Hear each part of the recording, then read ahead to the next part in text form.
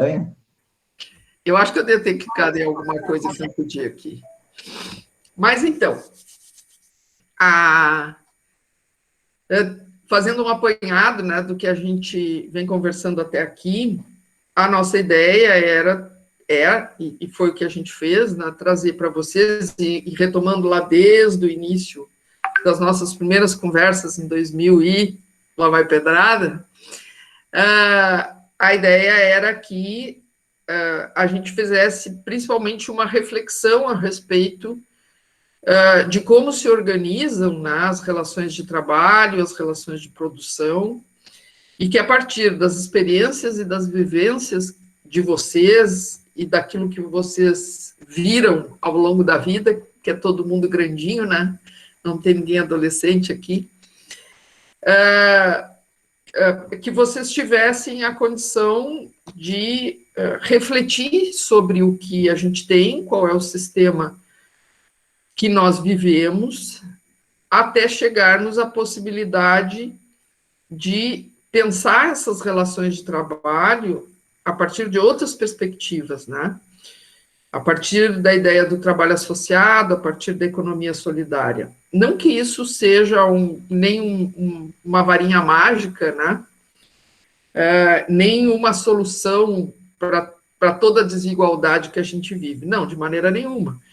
Mas para que ao menos vocês tenham conhecimento de que existem outras possibilidades e que essas possibilidades precisam ser conhecidas não só de uma forma superficial, mas que vocês tenham ferramentas, instrumentos de poder, se optarem por isso em algum momento, se organizar dentro das relações de trabalho, das possibilidades de trabalho de uma outra maneira. Se a gente retomar um pouquinho daquilo que vocês próprios trouxeram, né, na nossa aula passada, questões como o Eduardo trouxe, como o Diego trouxe, né, lembrando aqui a história da tombadeira, né, ou seja, para quem servem essas novas tecnologias, né, para quem servem todos esses anúncios que a gente vê na televisão, no nosso cotidiano, nas redes sociais, de tantas maravilhas, né, de um mundo do trabalho diferente, de tecnologias que resolvem todos os problemas e que vão diminuir o trabalho mais penoso, né, para quem serve, né? Ao mesmo tempo, de que forma que aqueles, vamos ser otimistas, né, que aqueles 80% da população do Brasil, por exemplo, que não tem acesso a nada disso que é anunciado, e a maioria, se não a totalidade de vocês, está nesses 80%, de que forma que essas pessoas vêm se organizando e quais são os caminhos possíveis para que, mesmo com o sistema que a gente tem, se consiga, boa noite, Sidney, se busquem outras alternativas, né? Aquele exemplo do encarregado que o Eduardo trouxe na última aula, eu acho que ele como é que a gente diz? Faltou a palavra. Ele ilustra bem isso que a gente está dizendo, né? Ele é um encarregado, um empregado, como outro qualquer, mas que ele dizia que peão tem que tirar o sumo e quando não dá mais, troca por outro. Então, será que é esse o caminho, né? Será que é dessa forma que aqueles que são os mais prejudicados com essa organização social, com esse projeto de sociedade, será que é dessa forma que precisam se organizar, que devem se organizar e se reconhecer, né, como os prejudicados nesse processo? O Diego também tinha trazido alguma coisa, eu já não lembro bem o que era, mas eu acho que ele disse qualquer coisa, a gente tem que virar empreendedor também. E é isso, é possível sim virar empreendedor também. É fácil? Não, não é fácil, ninguém vai dizer isso aqui, mas é possível. Então, são essas possibilidades que a gente quer, de alguma forma, trazer para vocês. O que nós vamos fazer hoje? nós vamos começar a discutir a questão do trabalho associado, da economia solidária e dessas alternativas, né, que existem por dentro do próprio sistema, são oficializadas, são legalizadas, em alguma medida, tem inclusive políticas públicas de incentivo a elas, e muitas vezes quem mais precisa delas para se beneficiar não tem conhecimento de que elas existem. E, ao mesmo tempo, não se organizam de forma a demandar, né, do Estado esse suporte e esse apoio. Quer dizer, todo mundo acha muito normal que a Prefeitura de Pelotas tenha dado um apoio aos empresários dos ônibus, né, do transporte coletivo, porque eles estavam em dificuldade. Será que a dificuldade era tão grande quanto é a dificuldade na periferia, de todos aqueles que estão perdendo emprego, de todas aquelas mulheres chefes de família que não estão tendo como dar comida para o filho? Será que a prioridade era os empresários do transporte coletivo? Porque todo mundo precisa de ônibus, é claro que todo mundo precisa de ônibus, mas o empresário do transporte coletivo, ele ia falir, ou seja, ele ia passar fome, que nem está passando o pessoal da periferia, se por acaso ele não conseguir manter a sua empresa. Então, são essas questões que a gente precisa, né, parar para pensar de vez em quando. Bom, como é que nós vamos começar? A gente vai trazer um vídeo para vocês que fala um pouco a respeito, de forma muito leve, assim, rapidinha, sobre a economia solidária, né? E depois nós vamos explicar melhor isso. Tá certo? Alguém mais tem... Alguém mais não, porque só eu falei. Alguém tem alguma pergunta, alguma observação por aqui? Sim. Tu tem como apresentar aí, Felipe? Tá.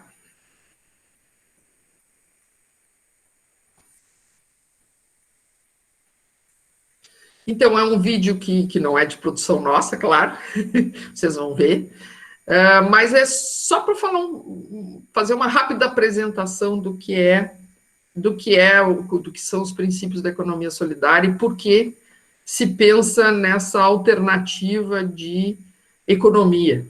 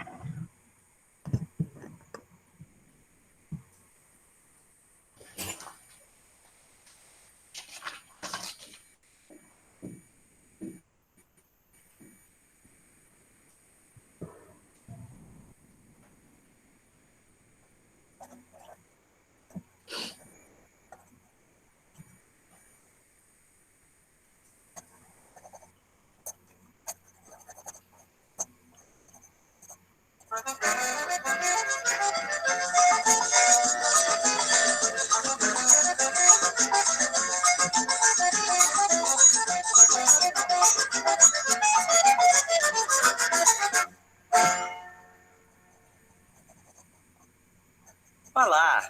Hoje eu venho aqui para apresentar a série de vídeos Trilhas Educativas. Nós queremos dialogar com vocês sobre a economia solidária que acontece no Brasil e no mundo. No episódio de hoje, vamos falar sobre a sociedade e os modos de produção. Para entender melhor, vamos pensar sobre como vivemos hoje e quais foram os outros modos de vida e de organização do trabalho que a humanidade já viveu. Somos educados a aceitar as coisas como elas são. Nascer, crescer e envelhecer. Em um cotidiano que nos obriga a pensar que trabalhamos para viver, mas que ao final não é nada mais do que viver para trabalhar. Dizem para nós que as coisas são assim desde sempre e que temos que nos acostumar com elas. Mas se formos curiosos com a realidade, veremos que tudo o que existe é construído pelos homens e mulheres, e ao contrário do que pode parecer, todas essas coisas mudam o tempo todo. Mas afinal, como funcionam os modos de produção nas sociedades?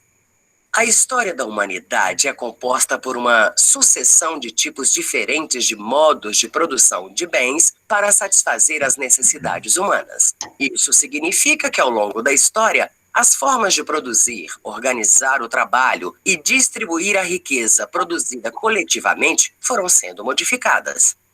Podemos começar a entender os modos de produção resgatando outros tempos e outras sociedades.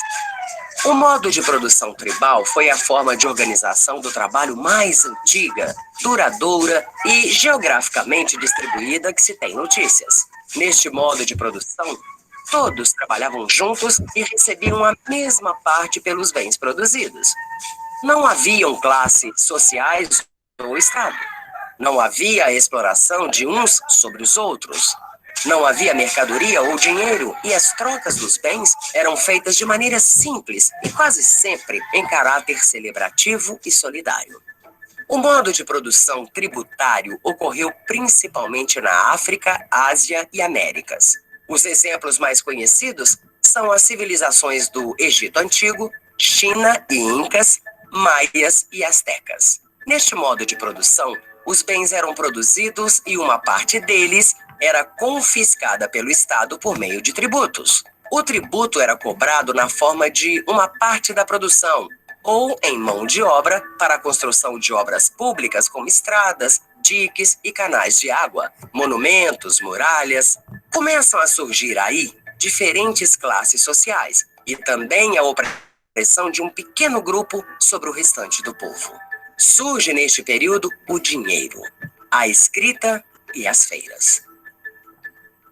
O modo de produção escravista antigo ocorreu principalmente na Europa, na Grécia e na Roma antigas. Nesse modo de produção existiam diferentes classes. Na base estavam os escravos, que trabalhavam e produziam a maior parte de tudo que se consumia.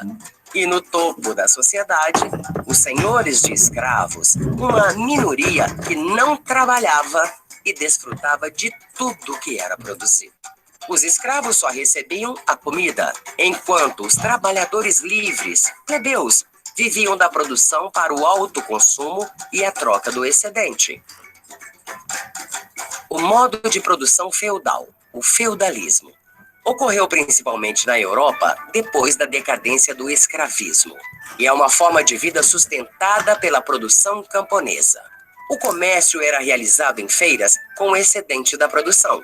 O dinheiro, aos poucos, foi substituindo a troca direta de mercadorias.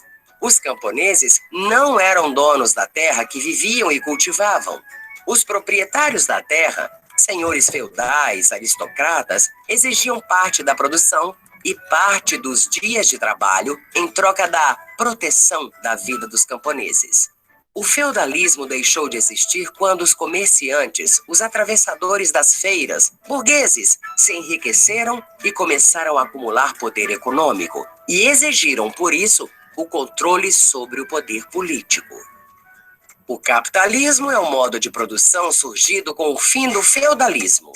Ele se caracteriza por transformar o trabalho em mercadoria por meio do processo de assalariamento da força de trabalho. No capitalismo, a riqueza é apropriada pelas classes burguesas no processo produtivo, além de explorar ao máximo os recursos naturais do planeta em busca de lucro e da acumulação. Ele gera necessidades inexistentes na vida das pessoas, na intenção de fazê-las cada vez mais escravos do consumo e do dinheiro. Atualmente, o capitalismo é predominantemente financeiro, o que significa que a riqueza produzida pelo trabalho está sendo apropriada por uma minoria de banqueiros que controlam o capital de forma planetária. As desigualdades no capitalismo são consequências da forma como ele se organiza, explorando cada vez mais os trabalhadores e concentrando de maneira absurda o dinheiro nas mãos de poucas famílias de especuladores financeiros. Podemos observar que em muitos modos de produção vividos pela humanidade, uma minoria se beneficia do trabalho alheio, enquanto outros vivem exclusivamente para trabalhar. A história da humanidade é escrita por essa luta milenar entre opressores e oprimidos. É importante percebermos o movimento da história e assim podemos criar condições de interferir coletivamente para construir um futuro mais justo conosco, com a natureza, com os nossos semelhantes e com as novas gerações que virão. Você deve estar imaginando como poderíamos intervir e buscar outras formas para sair do capitalismo e melhorar a vida das pessoas e do seu território. Como é isso na prática? Hoje vivemos o modo de produção capitalista, mas o capitalismo não é eterno. Ele é apenas mais um modo de produção na história da humanidade. As ideias de superação do capitalismo surgiram praticamente juntas com ele. Logo, se percebeu que a forma capitalista de organização social produzia violência, miséria, exploração e guerras em escalas nunca vistas anteriormente. Por isso, superá-lo com alternativas econômicas e políticas não exploradoras tornou-se uma necessidade. A mudança é o único fenômeno permanente na história. Nenhum modo de produção é eterno. Mesmo que durem séculos, em algum momento o capitalismo será substituído por outro modo de produção. Assim que as condições políticas, sociais, culturais e econômicas estiverem maduras para essa transformação.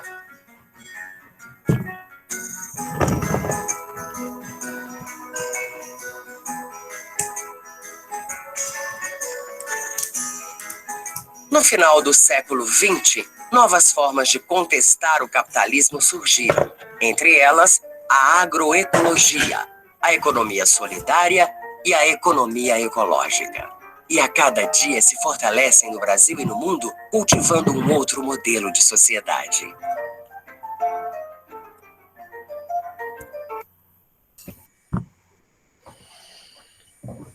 Muito bem. Então, nós achamos que esse videozinho, né, fazia um apanhado de tudo aquilo que a gente vem conversando nessas últimas aulas, e sempre reforçando a ideia de que a humanidade vive sempre processos de transformação, né? Nada é para sempre, nem nunca foi.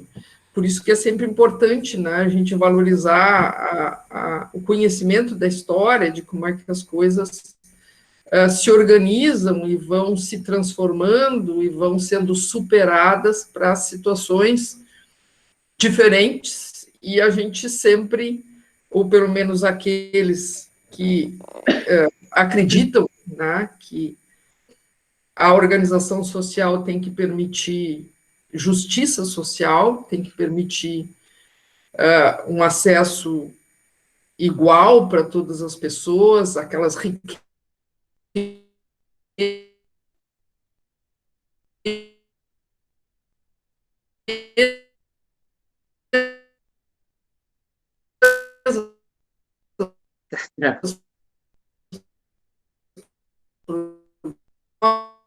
nós que acreditamos, que entenda que nada é para sempre, né? E que a transformação só é possível quando as pessoas compreendem, entendem e se posicionam diante daquilo que vivem, porque muitas vezes, na maioria das situações, as pessoas simplesmente acham que é assim, sempre foi assim e sempre vai ser assim. E não é verdade, não é verdade. As coisas sempre estão em transformação e em movimento. Se não fosse o Alexandre abrir a câmera, eu ia achar que eu estava falando para ninguém. Eu ia perguntar, então, me ouviram? Mas, então, até aqui, gente. Tá travando a internet, Florziela. Eu vou desligar minha câmera, acho que talvez melhore. Vocês me ouviram? Agora tá bem. Sim, melhorou. E antes? Estava Ouviram? falhando a sua voz antes.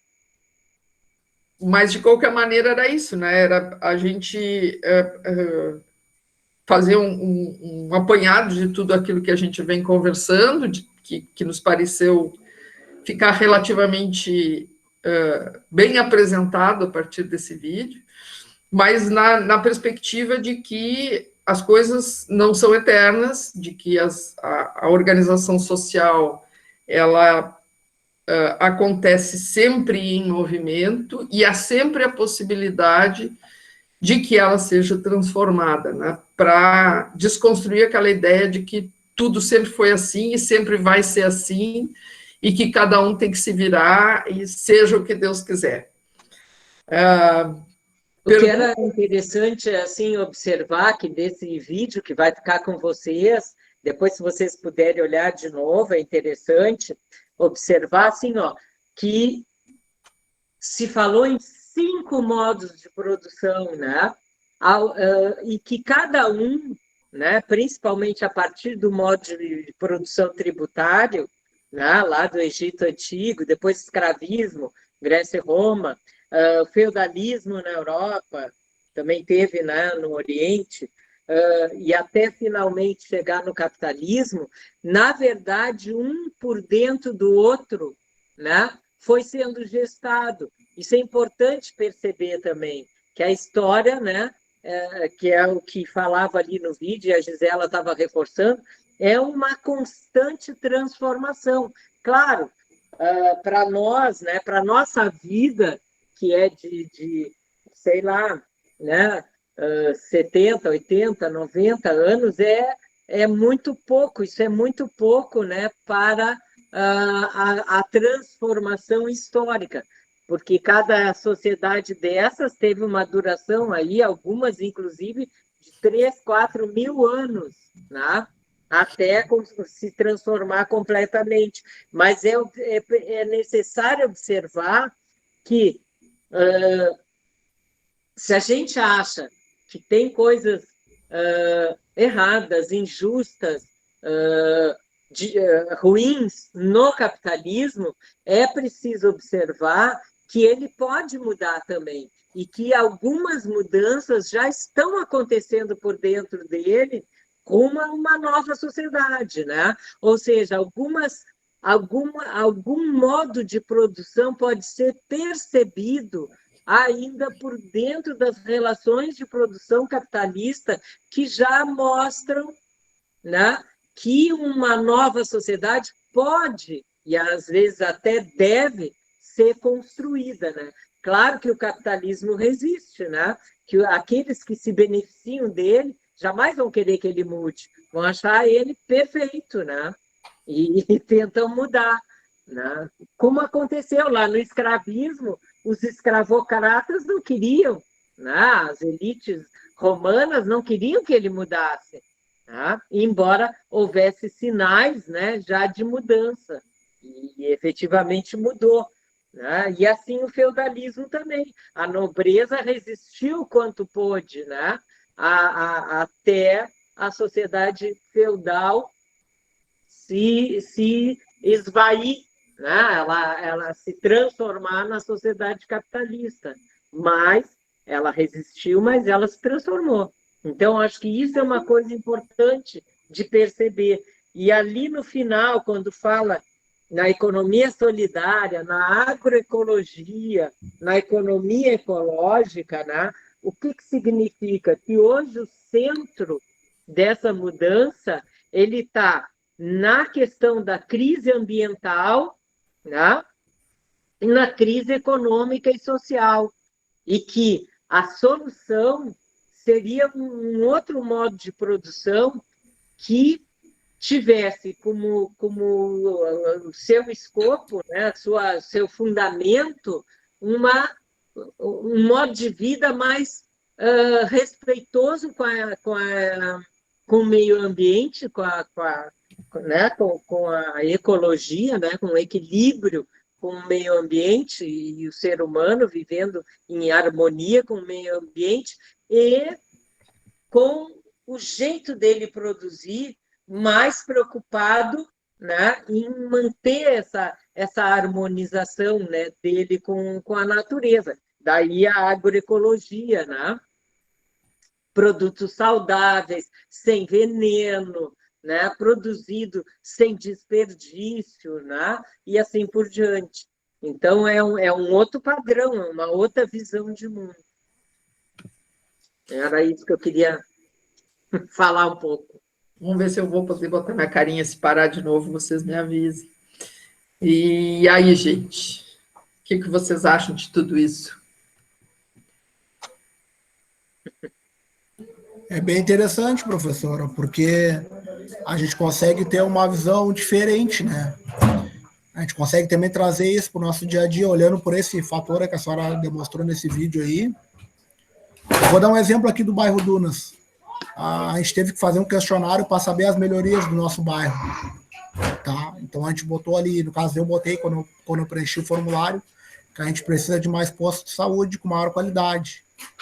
Tá? E se a gente tiver esse conhecimento, cada vez mais pessoas que tiverem esse conhecimento que essa necessidade é uma necessidade real do nosso bairro, da nossa periferia aqui, e a gente conseguir ter a consciência de fazer um baixo-assinado, botar dentro da cabeça das pessoas que essa é a necessidade real, que hoje em dia é mesmo, talvez a gente consiga, mas é muito difícil quando as pessoas não têm uma base, não têm um conhecimento. Então as pessoas não dão muita importância para isso. Esse é um exemplo que eu estou dando para a senhora, mas tem vários exemplos. Se a gente conseguir que cada vez mais pessoas tenham esse conhecimento que a gente está tendo hoje aqui, com certeza lá adiante a gente vai ter mais força para vencer mais batalhas, que nem antigamente foram vencidas. Né? Que nem as leis que tem hoje, que nós, cidadãos, a gente conseguiu que a gente está perdendo hoje, por falta de conhecimento. Tem muitas pessoas que não têm conhecimento. Até na indústria. Imagina se a gente tem um grupo de funcionários que tem o mesmo conhecimento. Tem como confrontar o patrão, né? Então o patrão não vai ter essa vantagem em cima dos funcionários, né? É desse modo que eu penso. E, Diego, eu me lembro que tu falaste uma coisa na aula anterior dessa questão, né? Que vocês conseguiram, por exemplo, lá na Católica, melhorias graças ao sindicato, porque o sindicato não é uma coisa abstrata, uma ideia, ou eles, o sindicato. Não, o sindicato é exatamente isso que tu está falando. O sindicato é a reunião dos trabalhadores e a participação. Quando os sindicatos não correspondem à vontade dos trabalhadores, é sinal de que os trabalhadores também não estão indo para dentro do sindicato por N razões, ou não estão participando. Agora, quando se vai para dentro do nosso sindicato e se dá força para ele, para as nossas organizações, uma associação de bairro, por exemplo, né? E a gente vai para lá e observa e exige e participa, ela ganha poder.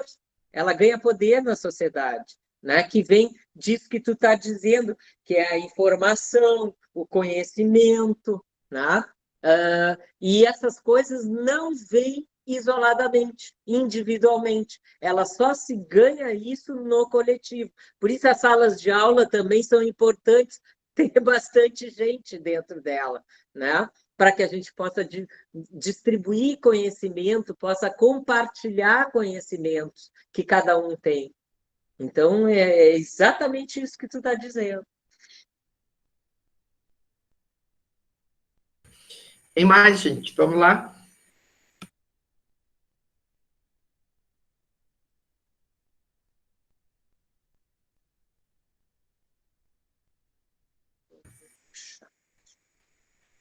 Ninguém mais quer falar?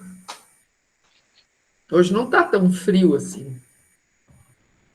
Concordam? Porque podem discordar também. Não quer dizer que tem que concordar com tudo que a gente está dizendo. A gente tem que problematizar as coisas, né? Que isso tudo que a gente está falando, nós três aqui que falamos, a Gisela, eu e o Diego, também não é uma coisa simples, né? Se fosse, nós já estaríamos num paraíso na Terra, né? E, no entanto, a gente não está. A gente está mais próximo do inferninho do que de um paraíso, né? Acho que o Sidney quer falar. Sim, exatamente isso que eu vou falar, que eu ia falar. no papel é tudo muito, muito, muito bom, muito, muito bonito, mas o problema tudo é implantar isso, né? Inclusive, na segunda-feira, na nossa aula, eu falei a respeito, né? Uma sociedade como a nossa, que as pessoas tendem sempre a tirar proveito uns dos outros, até essas pessoas entenderem que a situação deveria ser assim, é muito difícil. Né? Onde eu citei o professor, a exploração,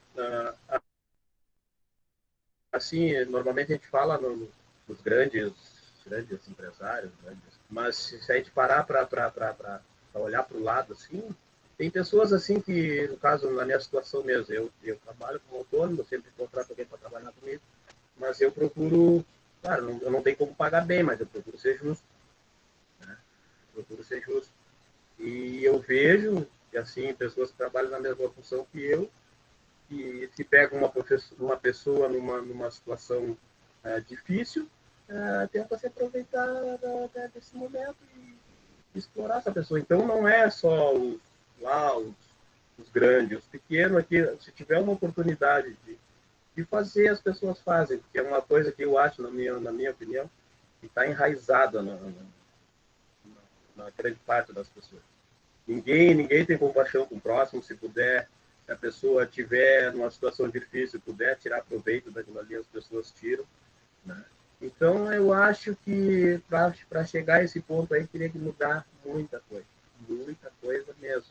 Fazer com que as pessoas entendam que se de repente a gente fazer com que possa ajudar aquela pessoa que está num momento difícil, ao invés de tirar proveito da dificuldade dela. Né? E eu vejo muito, e não é só nas grandes empresas, vejo pessoas empreiteiros de obra que pegam pessoas em situação que estão em dificuldade, pagam o mínimo do mínimo e vão indo, estão sobrevivendo. E é uma coisa que eu acho que não é só feito só pelos grandes. As pessoas aqui do nosso lado aqui fazem esse tipo de coisa. Tu está coberto de razão, Sidney. Sem dúvida, isso não é um privilégio só de quem tem o controle dos meios de produção, que agora todos vocês já sabem o que era ser dono dos meios de produção. A gente é evidente, é isso, o Eduardo, na aula anterior, tinha trazido um exemplo clássico, que era alguém que não chegava nem a ganhar muito, mais do que os outros, mas que ferrava mesmo com as pessoas, porque, de certa forma, é uma cultura assim, né, e que a gente sabe que é forte no Brasil, mas que também existe em qualquer lugar do mundo. Mas a questão é a gente buscar se juntar com aqueles que pensam diferente, porque todos os momentos da história da humanidade em que isso foi que se avançou, que se superou, mesmo que não totalmente, mas parcialmente, os regimes de mais exploração, sempre foi a partir da base, nunca ela vai ser de cima para baixo, né? Ela sempre vai ser a partir daqueles que são explorados e que se juntam e que vão adquirindo força, não tem outra possibilidade. Isso a história nos mostra também, né?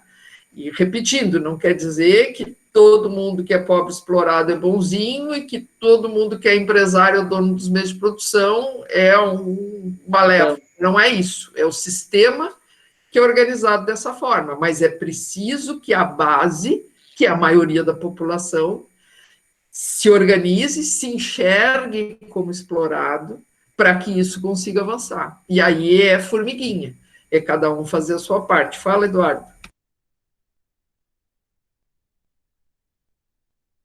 Eu achei que o Eduardo tinha aberto o microfone, não? Não abri, professor. Ah, tá, então eu enxerguei errado.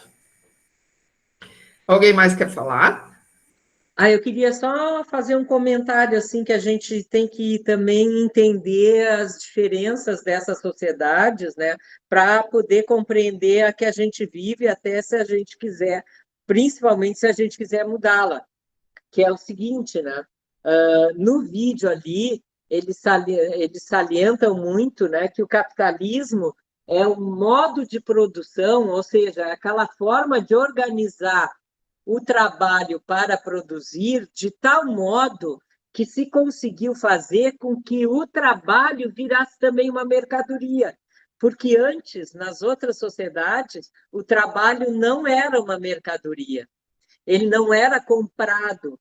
A forma de obter o trabalho produtivo, né, elas variaram, né, nas outras sociedades. A gente pode até achar pior e tal, ou melhor, mas na medida em que a sociedade capitalista colocou que o trabalho ele é uma mercadoria, ele também sofre um processo competitivo.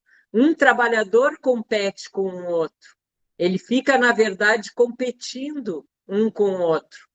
Né? E daí é que vem essa ideia e essas pequenas explorações de um sobre o outro, de tirar vantagem, né, de uns sobre os outros, né? Como se tem aquele ditado assim, fulano pisa no pescoço da mãe ou do pai para subir na vida. O que quer dizer isso? Que a pessoa, né, ela faz qualquer negócio para melhorar, para obter uma melhoria. Então, isso está enraizado de cima a baixo na sociedade. E a única maneira da gente quebrar esse esquema é se unindo entre os iguais. E é isso que a sociedade capitalista produziu, né, na resistência dos trabalhadores àquelas velhas explorações, né, e aquelas formas de gestão que o professor Felipe nos mostrou, para resistir, porque todas aquelas formas de gestão, na verdade, era para extrair cada vez mais a riqueza, né, e a produtividade do trabalho. Né? E para isso aquele trabalho precisava ser cada vez mais competitivo. Hoje, no modo, né, na financiarização do capital financeiro, como também mostrou no vídeo, o que acontece? Né? Há uma especulação. Não é mais nem a produção. Vocês vejam que tudo que gere está dentro das chamadas bolsas de valores. Quando eles acham, os acionistas, né? Os acionistas são o sistema financeiro, são aqueles que ganham. Claro, tem acionista, eu posso lá botar R$2 numa ação, entende? Só que eu não mando nada. Agora, os grandes acionistas é que são os grandes banqueiros, os grandes financiadores e que comandam isso tudo no mundo.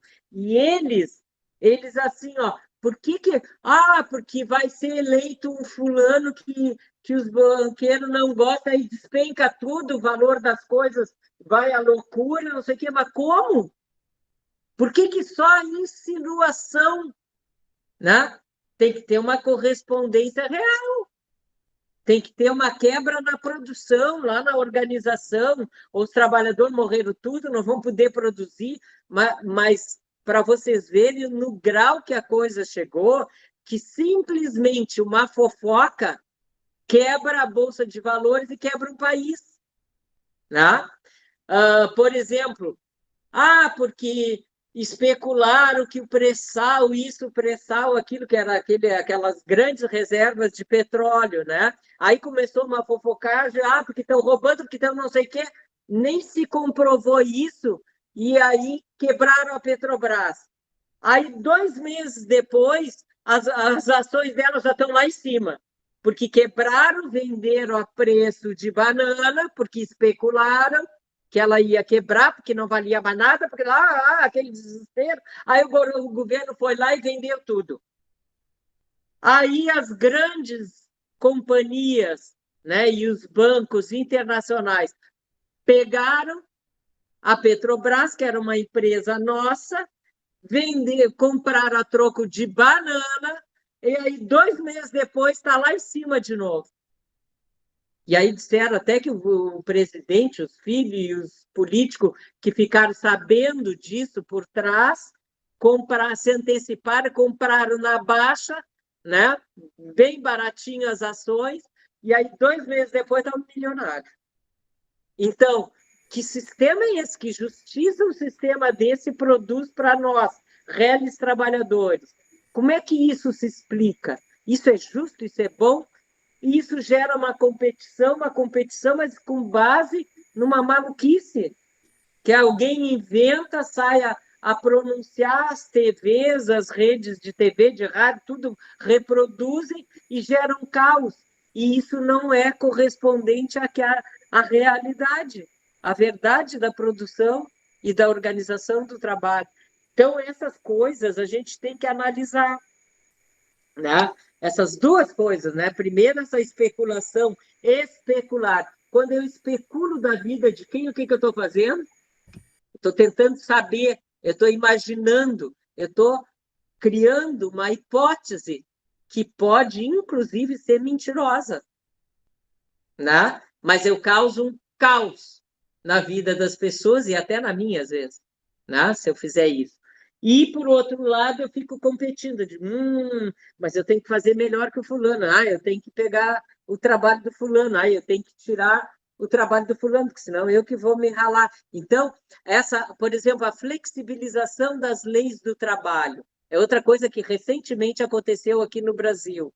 O que é a flexibilização? Na verdade, a retirada do monte de direito, né? Dos trabalhadores, a segurança, a estabilidade que ele tinha, os direitos que ele tinha. E aí o empregador pode contratar, despedir, fazer qualquer coisa. Inclusive, pode dizer que o empregado agora é um empreendedor para contratar o trabalho dele. E não ter que pagar mais nada, ele que se ocupe com os seus, lá com a previdência e tudo mais, né?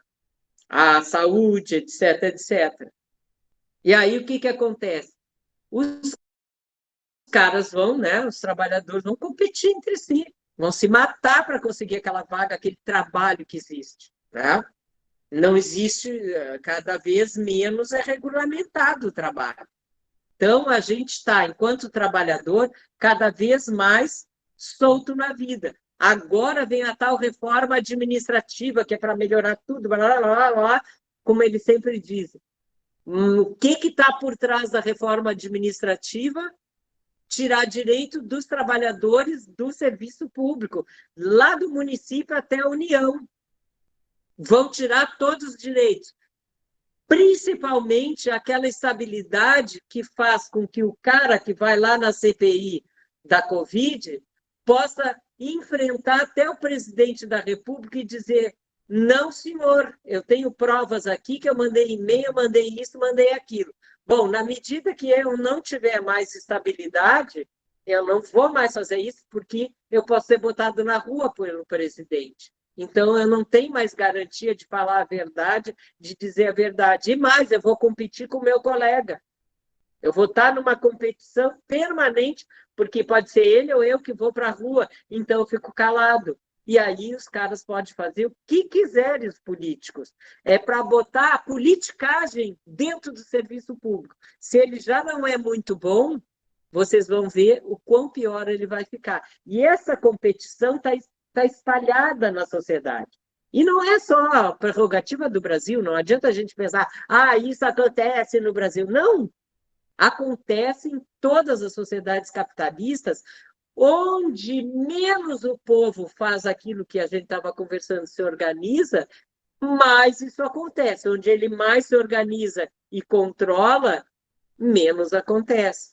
Então, há níveis e graus diferentes segundo o país que a gente olhar. Mas, de modo geral, isso acontece nos Estados Unidos, na França, na Inglaterra, na Alemanha, no Japão, na China, na Índia, onde houver o capitalismo.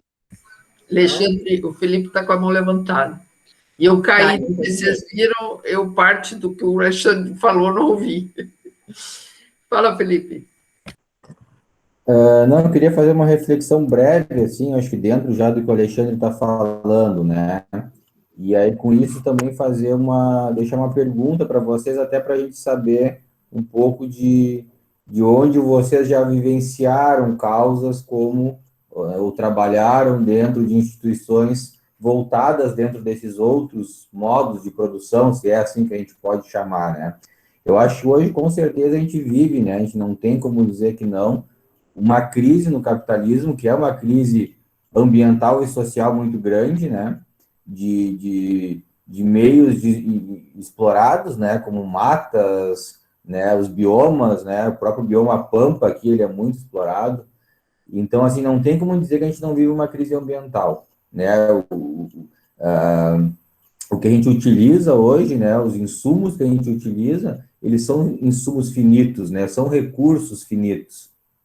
Vai chegar um momento, que acho que é o que a Gisela colocava lá no início, de que a gente vai ter que trocar esse modelo de produção, esse modo de produzir, porque ele não é sustentável a longo prazo, né? A gente já vive ele aí há cerca de 200 anos, até quando mais vai durar esse modelo, esse sistema capitalista? Outra coisa que eu queria colocar, que é referente ao vídeo, né? A gente não consegue hoje trabalhar de uma forma total, assim, de uma forma mais abrangente, dentro da economia solidária, ou dentro do cooperativismo, ou dentro do associativismo, porque dentro desses sistemas a gente acaba fazendo trocas com o sistema capitalista, né? Que é um sistema mais individualista, né? Um sistema de trocas mais financeiras, onde não lida tanto com questões sociais, com essas questões ambientais. Então, realmente, assim, a gente tem esses modos de produção, mas para quem está dentro deles não é fácil trabalhar ali. Com certeza, acho que era um pouco o que o Sidney colocava, né?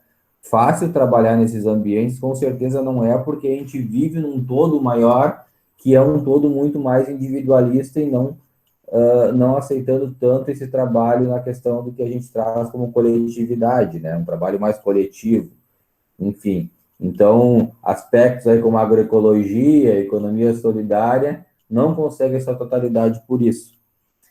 E eu queria ouvir um pouco, talvez, de vocês aí, se vocês tiveram experiências dentro dessas áreas aí, né? Já trabalharam ou conheceram cooperativas, associações, né? Trabalho de economia solidária, né? Eu sei que tem gente até que veio da agricultura, né? Se já vivenciou algo dentro da agroecologia, por exemplo, que é um contraponto a esse sistema de capital, né? É um contraponto a essa exploração que a gente vive nos aspectos ambientais e sociais, né? Venha tentar ser um contraponto, né? Briga contra esse sistema.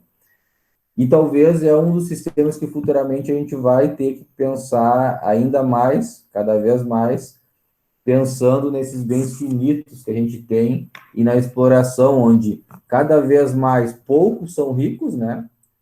Uma pequena porcentagem da população, 1%, são as pessoas que detêm mais de 50%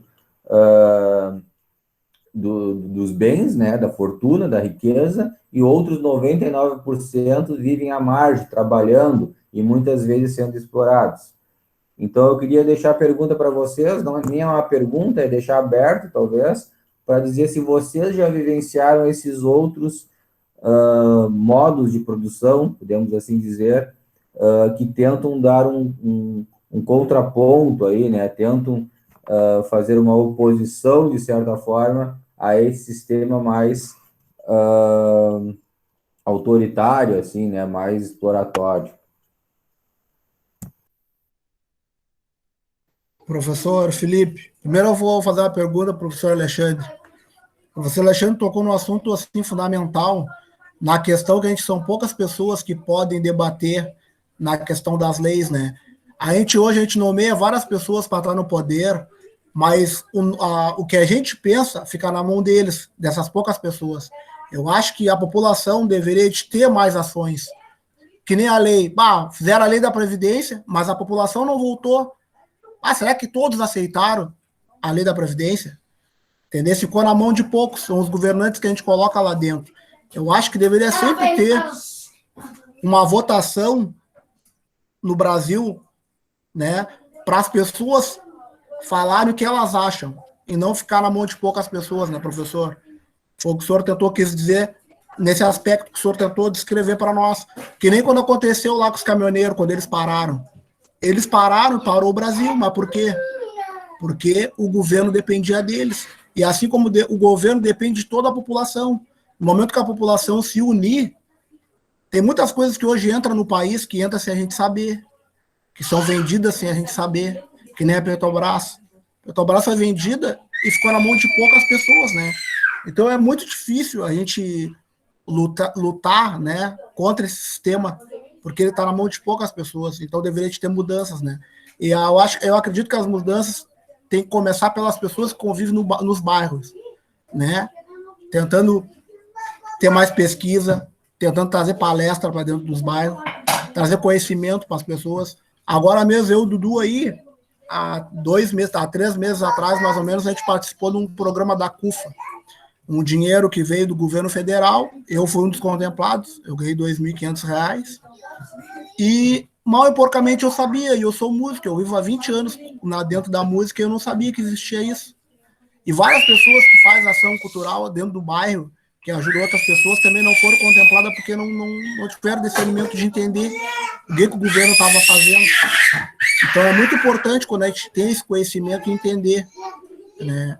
Essa foi a questão. E a outra questão também, professor Felipe, eu trabalhei numa cooperativa lá na Universidade Católica, que a gente ganhava muito, muito pouco, era uma exploração assim, ó, chegava a ser desleal. Eu me lembro que no final de ano, a gente via todo mundo da universidade, lá os funcionários, festejar lá com seus 13º, tudo, e nós ganhávamos R$25, que era uma quebra de caixa entre cooperados, né? Então aquilo era muito triste, assim, sabe? A gente trabalhava mais que todo mundo e a gente ganhava muito mal, né? Foi quando o governo resolveu, se eu não me engano, foi 2007 ou 2008, que acabou, né, com as cooperativas dentro de universidades, né? Então, acho que era isso. Não sei se eu me expressei muito bem. Muito bem, Diego. Muito bem. Para o Felipe falar primeiro, porque eu acho que, não sei se o Felipe tem resposta para os Coopergatos da vida, mas... E aí depois, Alexandre, o Caramon está com a mão levantada também, mas aí depois tu responde brevemente para ele, porque nós temos que começar a trabalhar a economia solidária, senão nós não vamos avançar. Não, Vamos lá. Que eu ia dizer, né, sobre a pergunta que ele me endereçou, é que ele está certo, né? Ou as pessoas se organizam, porque é isso que eu estava dizendo antes também, ele pegou bem o Diego.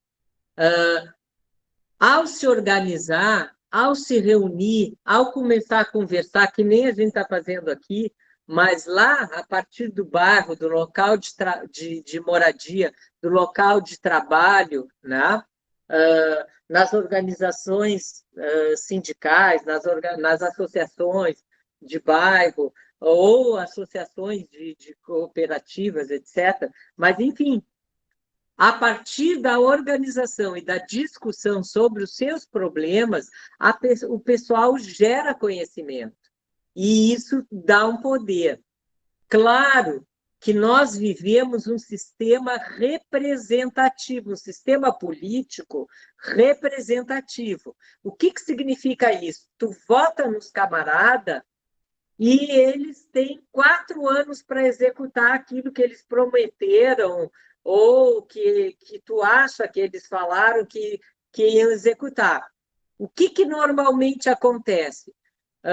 Primeiro, a maioria das pessoas que vota não vota analisando o programa que o cara está apresentando. Muitas vezes é porque ele é bonitinho, porque é simpático, porque falou coisas bonitas, porque falou coisas que eu acho que deve acontecer, e aí depois a pessoa se elege. E a pessoa que votou não segue acompanhando, né? Mesmo hoje, antigamente era mais difícil, mas hoje está tudo publicado, as falas, tudo está lá no Senado. Então, as pessoas, em vez de ir lá para o grupo de WhatsApp do tio, da tia, que só diz bobagem e produz fake news a revelia, devia entrar no site do Senado, no site da Câmara de Deputados Federais, deputados estaduais, da Câmara de Vereadores, e ver o que eles disseram no dia que debateram X ou Y tema. Está lá, gravado. É só olhar. entende? E aí acompanhar o que aquele sujeito que eu elegi está fazendo. E aí começar a dizer, olha, votei em ti, tu está fazendo tudo o contrário do que eu esperava. Tu abre teu olho, porque eu já não voto mais, e vou fazer campanha contra ti. E vou espalhar aqui com meus colegas, meus vizinhos, que tu está fazendo isso. É assim que tem que funcionar. E eu lembro que na Constituição de 88 teve muitos deputados, né, que tentaram, e organizações, movimento sindical, movimentos sociais, tentaram fazer com que se aprovasse uma série de coisas, por exemplo, poder cassar o mandato dos deputados, poder a população ir lá e aprovar leis. Mas o que aquela constituinte fez? Negou.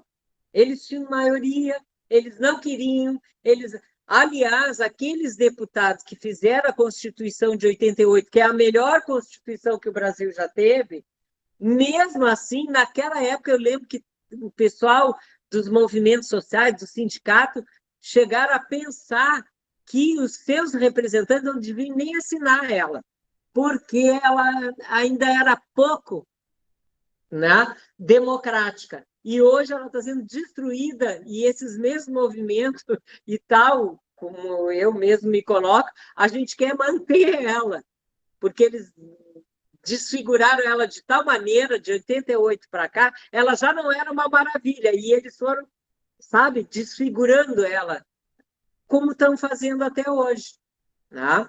Então, é só a mobilização e a manutenção da mobilização é que pode fazer isso. Então, tu tem razão, realmente eles ficam lá e muitas vezes decidindo, mentiram, fazendo contra aquilo que disseram, ou às vezes a gente não entende, também falam tudo bonito e a gente acha que está certo o que eles estão dizendo, e eles vão lá e realmente fazem o que disseram que iam fazer, e a gente entendeu, né, numa lógica que é contra a gente.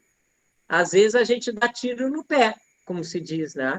Então a gente tem que buscar essa informação e buscar com pessoas que a gente confie. Felipe, fala rapidinho, porque ainda tem o Caramão e nós temos que começar a apresentação. Não, mas te respondendo, Gisela, eu fiz parte de uma Copergato, né? Eu, inclusive, fui tesoureiro da Copergato, né? Era uma cooperativa, não vou dar nomes aqui, né? Mas era uma cooperativa que ela estava muito mais voltada a quase ser uma organização laranja, no sentido de tinha algum serviço, algum trabalho, né? E aquele trabalho era feito para retornar um dinheiro para a organização onde alguns detinham poder de controle, de tomada de decisão para fazer algo com aquele dinheiro, né? Recurso, inclusive, às vezes, de algum projeto, né? Então, assim, as Copergatos, que é o que a Gisela coloca, né, Diego, são cooperativas aí que elas não estão prendidas ou voltadas para os princípios do cooperativismo, né? Elas são meramente criadas para solucionar algum problema, muitas vezes até um problema de uma outra organização, de um outro CNPJ, de uma outra pessoa jurídica, né? E não voltada realmente para ser uma cooperativa que vai beneficiar, né, que vai trabalhar, que vai formar cooperados. Né? Eu acho muito nesse sentido. E aí eu queria voltar a pergunta para ti, Diego, assim, né, dessa experiência que tu teve, né, dentro de uma cooperativa. Né, alguns dos princípios aí do cooperativismo, por exemplo, é o compromisso com a comunidade que está ali, né, com aqueles atores, com aquelas pessoas que formam esse grupo social, né, essa cooperativa, né, essa instituição, essa organização. Essa cooperativa ela tem que estar voltada para a educação desses cooperados, para a formação, principalmente, eu acho que formação em cooperativismo, né? Por esse motivo que a gente tem cooperativas hoje, associações, inclusive, que elas não entendem o que é o cooperativismo, não entendem o que é o associativismo, porque elas nunca tiveram uma associação, uma formação a respeito disso, né? E aí volto para a minha fala anterior. Elas sempre tiveram, né, estão presentes, fazem parte de um sistema capitalista, né, que é um sistema mais selvagem, tratando de questões financeiras e econômicas, né, de questão de exploração. Então, as pessoas estão acostumadas com esse tipo de organização, né, de explorar, de se beneficiar, que nem o Sidney colocava, em cima de outras pessoas. E aí eu queria te perguntar se essa cooperativa que tu tivesse essa experiência aí na universidade, né, se tu enxergava um pouco desses princípios dentro da cooperativa, né, existia uma gestão democrática, tu conseguia tomar decisões, né, dentro desse grupo social que tu fazia parte, vocês destinavam sobras de recurso, vocês faziam planejamento no início do ano, lá na Assembleia Ordinária, de irem atrás de qual é o planejamento anual, por exemplo, questão de orçamentos, vocês tinham essa autonomia e independência em tomadas de decisão e decidir as coisas, né? Existia realmente uma gestão democrática, participativa, né? Quando a gente fala de associativismo e de cooperativismo, a gente está falando de participação, né? Principalmente no que a gente vai trabalhar na sequência aí, que é a autogestão, né? Vocês são donos do empreendimento, vocês tomam as decisões, vocês planejam, né? E aí tu me coloca, mas os funcionários, pelo que eu entendi, tá? Vamos ver se eu entendi bem. Os funcionários, eles recebiam um salário bom e vocês que eram cooperados, me deu a entender na tua fala que eram explorados. Não sei se era bem isso, mas eu quero entender um pouco dessa cooperativa que tu fez parte, para ver se realmente ela tinha princípios voltados para essa questão da cooperação, do associativismo, da ajuda mútua, né? Que o cooperativismo também é isso, é a ajuda mútua daquela comunidade ali presente, daquelas pessoas, ou se realmente, então, é o que a Gisela coloca, que talvez ela fosse uma Coopergato, né? Uma cooperativa que estava ali para resolver um determinado problema, mas não pensada em resolver os problemas dos seus cooperados. Professor, na realidade ela era uma Coopergato. Eu vou lhe dar um exemplo assim, ó. A gente, uma vez por ano, a gente nomeava colegas nossos para ser os nossos representantes. Então a gente tinha um coordenador, que era eleito para nos coordenar, e ele tinha a universidade tinha uma pessoa que se reportava a ela. Tá? Então a gente nomeava ali um tesoureiro, um presidente, tá? E um secretário. Então eram 3 pessoas e 2 coordenadores que cuidavam dos campos, que cuidavam dos cooperados. Só que a gente não sabia nada que acontecia dentro da cooperativa. Tem pessoas que trabalharam 10 anos e nunca descontaram a INSS. Quando a cooperativa faliu geral. E essas pessoas não conseguiram resgatar. Foi 10 anos perdidos, como se nunca tivesse trabalhado. E sobre a questão da cultura da cooperativa, sobre a visão, da cooperativa não tinha visão nenhuma, porque qualquer pessoa poderia entrar lá e eles escolhiam quem ia ficar e quem não ia ficar. Vou dar um exemplo de mim. Eu fui trabalhar lá, trabalhava 2 dias por semana, era folguista, tá? Então eles estipulavam o valor que eles iam me pagar. Vamos pagar a hora pro Diego R$3. Vamos pagar 4, vamos pagar 5. Eles tinham um valor X que a universidade pagava para eles, mas não era bem distribuída, tinha roubo no meio, entendeu? Então era muito injusto assim o que acontecia dentro da cooperativa. Eu ainda, perto de muitos colegas meus, trabalhei pouco. Eu trabalhei de finalzinho de 2003 até comecinho de 2007. Mesmo assim, perdi muito. Olha quantos anos eu perdi na minha carteira. Né? Mas isso era o que acontecia antigamente. Claro que depois foi mudando, foi melhorando.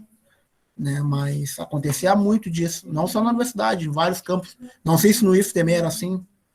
Mas na universidade era assim. Para mim, foi bem prejudicial. São as coisas negativas, né, das cooperativas. Né? Eu vou te dizer que não mudou, está cada vez, eu acho que pior até. Mas então, vamos lá, Caramão, fala, e depois nós seguimos para a nossa apresentação, que já são 15 para as 9. Tu ainda está aí, Caramão? Não, eu estou, professor, tô escutando, mas eu tô com o celular, e o meu celular caiu um tombo, mas enfim. Estão me ouvindo bem? Estão me ouvindo? Estamos sim, pode seguir falando. Tá. Na verdade, o que eu ia falar era na hora que o Dieguinho aí falou sobre essa questão da cooperativa, da experiência que ele teve, eu só ia contribuir que eu também trabalhei numa cooperativa, aliás, bem no início da minha carreira. E era uma cooperativa onde as obras eram fora da cidade, onde se tinha tudo pago. Tudo pago, me lembro que o ônibus, ficávamos em barracos, assim, em lugares bem ruins, assim, a gente ficava, e tinha alimentação, que era o café da manhã, almoço, café da tarde e janta. E pagava-se diárias para quem era servente e pagava-se produção para quem... os profissionais, né, alvenaria, pessoal. Mas o que eu queria falar é o seguinte, ó, o salário não era ruim. Eu não posso dizer que o salário era ruim. Porém, não se descontava esse INSS aí, que eu trabalhei bastante tempo. E quando veio essa lei aí, né, que era na verdade essa lei foi para conseguirem mais serviços, mais gente com carteira assinada, e as cooperativas foram se dissolvendo e não se dissolveu. Eu me lembro que tinha gente que achava que ia piorar, que ia ficar muito ruim. E eu sempre plantava, ou conversava com os caras, eu me sentia um pouco mais esclarecido. E eu conversava e eu dizia para eles, cara, vocês não têm noção hoje vocês, na época, eu me lembro que eu era almoxerife e estava começando a galgar a carreira de encarregado operacional. E eu ganhava um pouco mais, talvez eu ganhasse na época uma diária de R$ 40, acho, enquanto as outras diárias eram entre 25 e 30. E eu dizia que aquilo ali era uma ilusão, porque sem a carteira assinada, quanto tempo nós estávamos perdendo? E quando alguém desistisse, simplesmente, se não fosse trabalhar, não tinha, era diária, sabe? Não tinha o INSS, não tinha te machucar e ficar em casa e te encostar, tu não tinha se aposentado, não ia nunca. E eu explicava para os caras que aquela mudança, na verdade, no início poderia ser sentida, porque iríamos virar pessoal dentro das suas categorias, ali, das suas atividades, ganhar um salário fixo, porém, tu podia contar com aquele salário fixo. Tu ia ter um 13º que nós não tínhamos. Nós trabalhávamos incansavelmente, ano após ano, sem férias, e eles não se davam de conta disso. Que quando a gente vinha para casa, trabalhava 12 dias e meio e ficava 2 dias e meio em casa. Que esses 2 dias e meio que nós ficávamos em casa, nós não recebíamos. Era folga, mas não era folga, porque nós não recebíamos. E os caras não se davam de conta disso. E eu acho que no meu caso, eu acho que a minha vida na construção civil, ela começou a mudar muito, muito, mas muito mesmo, assim, ó, drasticamente, quando se encerraram essa questão das cooperativas. Foi mesmo. Carteira assinada, indenização quando sai, 13º, férias, feriado, tudo mudou. Era a minha contribuição. Tá? Tentei ser o mais breve possível, tá, professor? Desculpa. Muito bem, Caramão. Na verdade, nós vamos depois discutir a questão de hoje, como é a legislação sobre as cooperativas, né? E discutir também essa questão de cooperativas que foram montadas, né, com o objetivo de arranjar uma outra forma de explorar, né, se valendo de uma legislação que dava essa margem e que hoje não está, essa possibilidade não está tão forte, mas cooperativa não é nada disso, não é nem o que o Diego viveu, nem o que o Caramão viveu, os princípios, né, e os objetivos das cooperativas são muito diferentes disso. Isso é uma subversão, né, do princípio do cooperativismo como um desvio para continuar explorando e, em algumas situações, explorar mais ainda. Mas vamos para a nossa apresentação. Felipe, tu tem ela aí? Pode botar? Porque aí eu consigo enxergar eles ao mesmo tempo. Eu vou...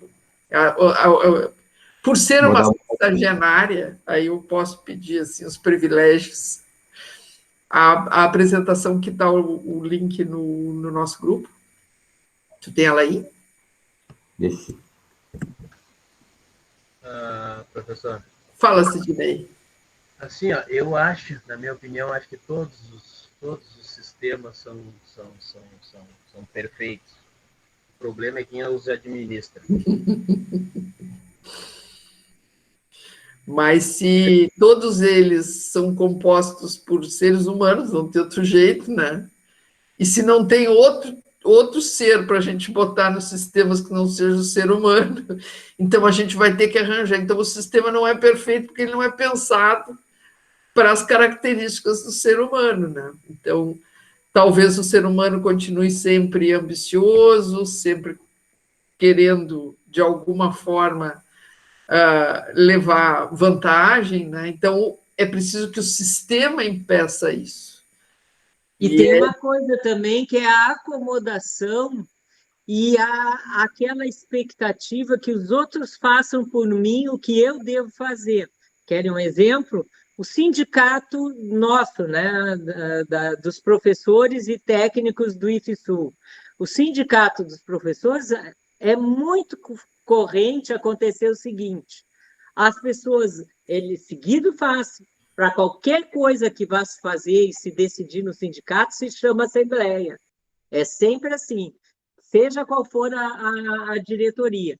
Mas aí o que acontece? A maioria das pessoas fica em casa, não vai. Ou agora é tudo virtual, também não entra na reunião virtual. Aí toma um monte de... Quem vai lá e decide, debate, quase se matam debatendo até chegar a uma conclusão e encaminho.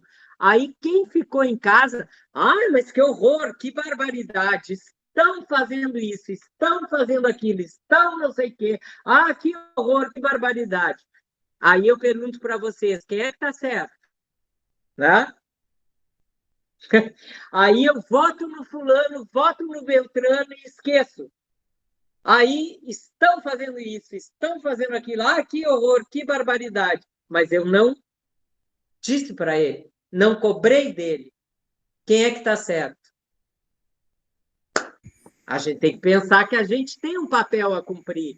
E se a gente não cumpre, é aquela história assim, ó, tudo é política. Até em casa, tu vai querer negociar com o filho, se tu vai dar alguma coisa e ele tem que dar algo em troca. Isso é uma relação de poder, de troca, e é político. Bom, aí tu não pode, né? Isso tudo são relações de poder, são relações políticas. Tá? Tu não pode gerar na tua cabeça uma expectativa e não cobrar e querer que a pessoa faça sem tu cobrar. Não adianta, tu tem que... É um jogo. Tu tem que estar sempre presente. Senão é aquilo que a Gisela diz. Ah, então tu senta e espera que a humanidade fique toda perfeita. Ah, então, só no paraíso. Só lá no céu. E nem se sabe, né? Gente, vamos lá. Então tá. O que a gente vai trazer para vocês agora, né? É uma apresentação sobre as possibilidades, né, de empreendimentos de economia solidária, né? Dentro daquela ideia de que podemos sim todos, de alguma maneira, nos tornarmos empreendedores. Bom, isso vai ser a solução para todos? Claro que não. Isso é fácil? Claro que não, mas que ao menos vocês conheçam essas possibilidades. Então, vamos lá, Felipe, o próximo.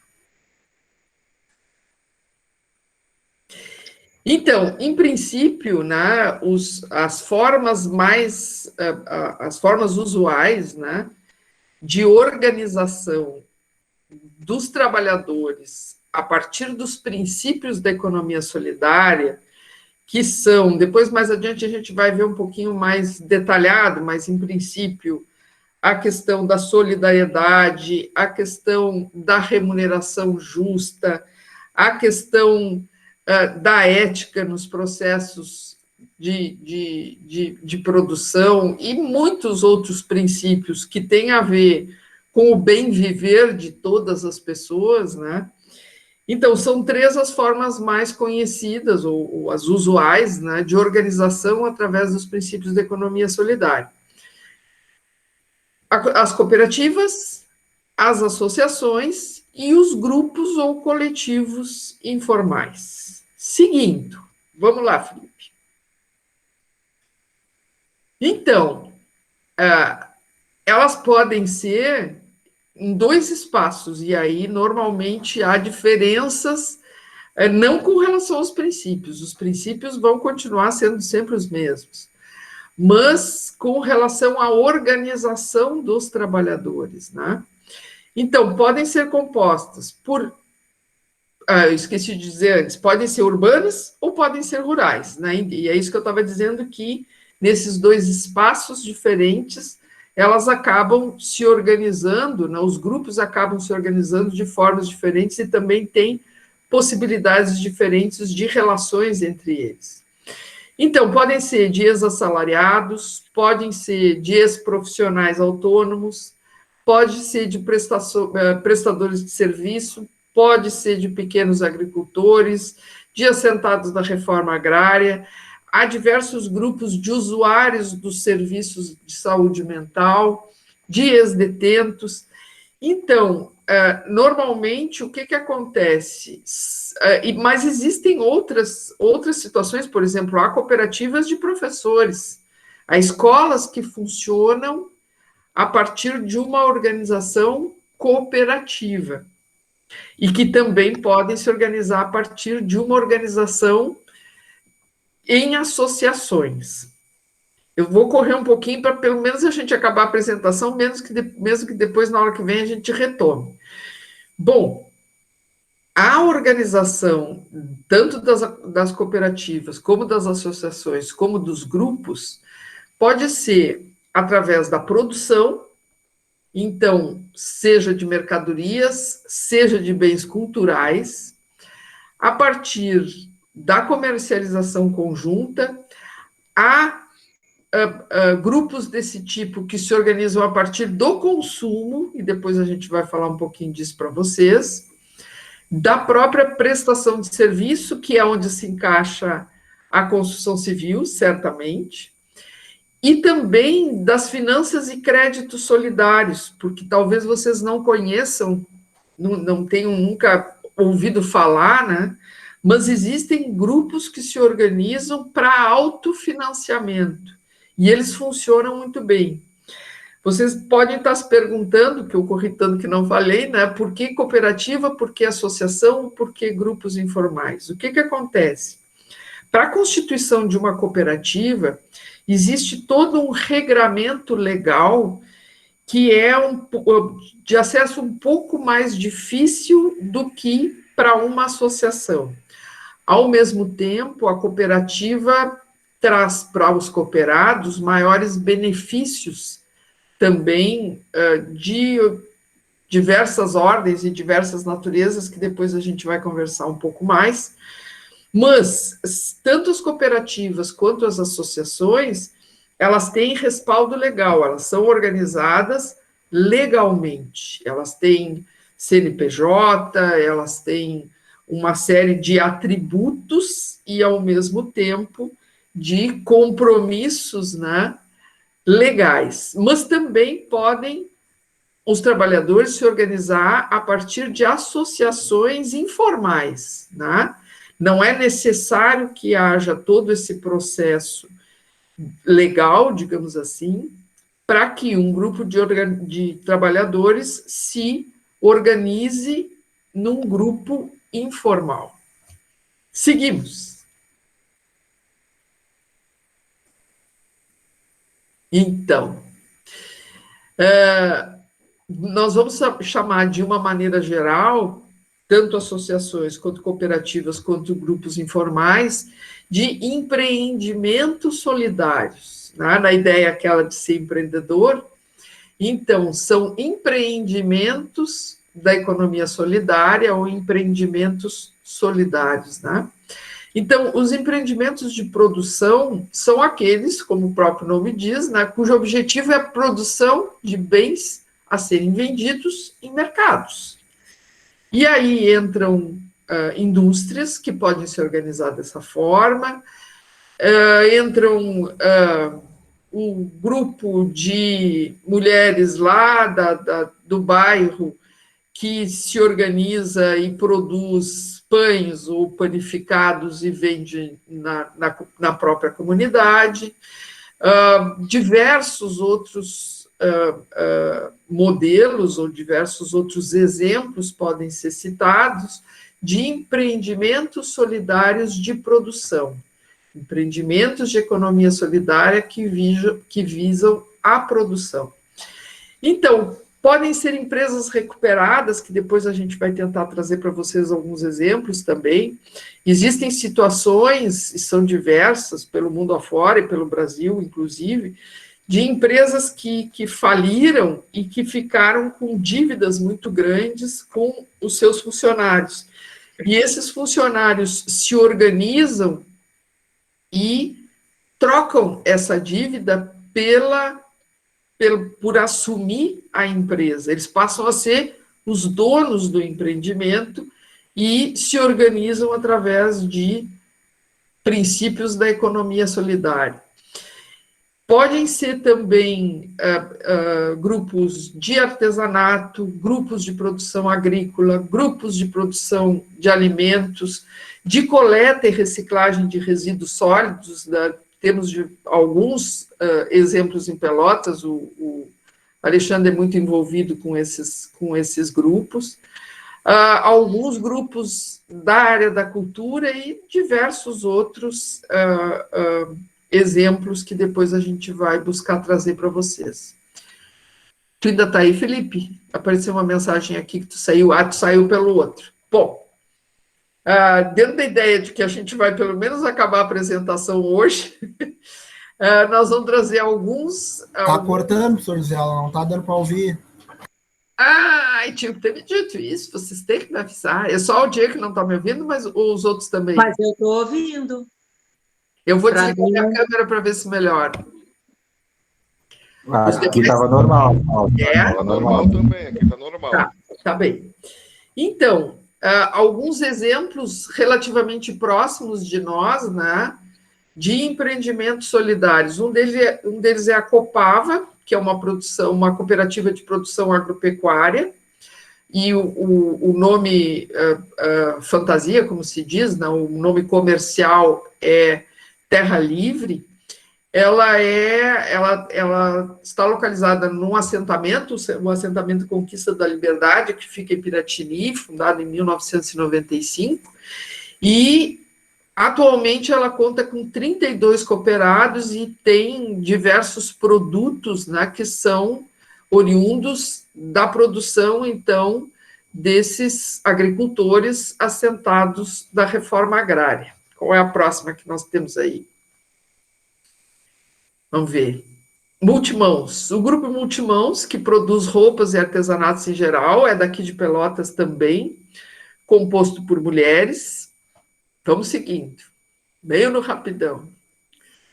A Justa Trama, que é um grupo, se eu não me engano, Porto Alegre, me corrija se eu estou errado, Alexandre, mas acho que é Porto Alegre.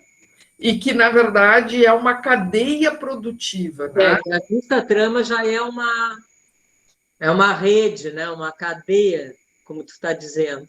Fala aí melhor. Depois eu explico. Vai. Então tá. Como tá aparecendo ali, né, ela é formada por 7 empreendimentos de economia solidária e ela acaba congregando um número muito grande de trabalhadores, porque eles têm desde lá a produção do algodão, desde os agricultores que produzem o algodão, depois os trabalhadores que trabalham na fiação, os trabalhadores que trabalham na produção do tecido, da tecelagem, e chega até aos trabalhadores que produzem as peças, né, as roupas, e envolve, tá ali, ó, os estados Ceará, Mato Grosso do Sul, Minas Gerais, Santa Catarina, Rio Grande do Sul e Rondônia. Então, para vocês verem como pode ser, desde o grupo aquele, né, que ali no bairro se organiza para fazer pão, para fazer biscoito, ou para fazer produtos de limpeza que vende na própria comunidade, até um grupo do porte desse, né, que é a Justa Trama, que envolve uma enormidade de trabalhadores e de processos de produção bastante diferentes. Seguindo, o que vem depois? Bom, então, ali eram exemplos de empreendimentos cujo objetivo é a produção. Agora vamos falar um pouquinho a respeito de empreendimentos cujo objetivo é a comercialização conjunta. Então, qual é o objetivo deles? Né? A unificação de compras e de vendas de forma a facilitar que pequenos e médios produtores consigam adquirir os seus insumos. Eu não gosto quando vocês ficam só com as bolinhas aí, eu vou abrir minha câmera de novo, ver o que acontece. Mas, então, é uma forma de organização entre produtores para comprar, para adquirir os insumos que eles precisam para a sua produção. Com isso, normalmente, eles conseguem fazer pedidos de volumes maiores e reduzir os seus custos, né? Às vezes, no produto em si, em função dessa quantidade maior que adquirem, outras vezes no transporte. Então, uma série de benefícios eles conseguem atingir pelo fato de estarem associados. Deixa eu ver o que está escrito ali. Por exemplo, uma cooperativa de compra e venda cujos membros são pequenos agricultores, é possível que eles adquiram em conjunto equipamentos agrícolas que irão melhorar a produção e que individualmente não seria viável de adquirir. Então, aí um outro exemplo, né? É uma situação onde se pode adquirir meios de produção, né, de forma conjunta. E aí, otimizar o uso desse meio de produção. Então, por exemplo, se vocês que usam betoneira, que usam ferramental, que usam maquinário, se organizassem para adquirir alguns desses equipamentos de forma conjunta, talvez isso possa ser positivo. É claro que alguém vai me dizer, mas quem é que conserta, quem é que paga conserto quanto estraga? Bueno, aí tem que ter, né, muito claro quais são os princípios da economia solidária para ser solidário nesse momento e não acabar ficando nas costas de um, mas isso a gente vai falar depois também. Que outro exemplo tem ali? Se esses agricultores, não precisa trocar, porque eu sei o que diz ali.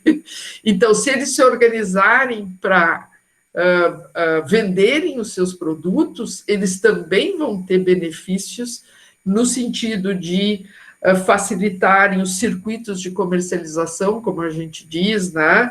De facilitarem o transporte, de poderem oferecer uma diversidade maior de produtos. Então, um produz mais determinado tipo de produtos, outro produz outros produtos.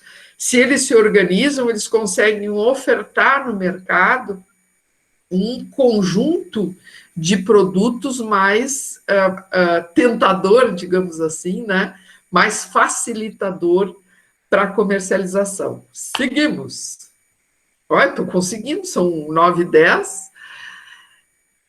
Como exemplo de grupo, né, vamos chamar de grupo por enquanto, na verdade é uma associação, né, intitulada uma associação de comércio justo e solidário. A gente tem aqui em Pelotas o Bem da Terra, que é uma associação que une produtores rurais e consumidores urbanos. Então, a ideia é que tanto os produtores quanto os consumidores se beneficiem nesse processo. Por isso o nome de comércio justo e solidário. Se busca um preço justo, se busca uma relação justa entre quem compra e quem vende.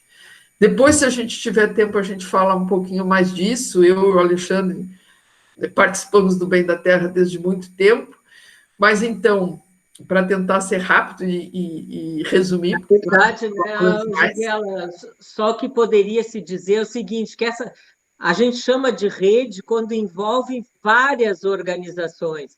Essa rede aí, Bem da Terra, Comércio Justo e Solidário, na verdade, ela envolve dois duas outras associações, ou cooperativação de pessoas e grupos, né? Ela é uma cooperativa de cooperativas e de pessoas. Então, tudo isso é possível. Hoje, o Bem da Terra, acho que até já tem mais, ali está dizendo que tem 14 empreendimentos urbanos e rurais, e tem o apoio da Universidade Federal de Pelotas, da Universidade Católica de Pelotas, do IFSU. Nós tivemos, inclusive, durante um tempo grande, lá com a primeira e a segunda turma do PROEJA, nós tivemos um processo longo, assim, de um movimento para que um grupo de estudantes se organizassem para constituir uma associação, que acabou não avançando, mas que foi bastante rico. Hoje, o Bem da Terra abrange, né, ações nos municípios de Pelotas, Canguçu, Capão do Leão, Pedras Altas, Piratini, Jaguarão, Rio Grande, São Lourenço, que não estão ali porque já avançou um pouco. E envolve um número bastante grande de trabalhadores com feiras que eram quando... Não, vocês devem lembrar, às vezes tinha lá no saguão do IFSU, tinha uma feira que eu acho que vocês chegavam a pegar o finzinho dela, não eram os meus brechós, viu?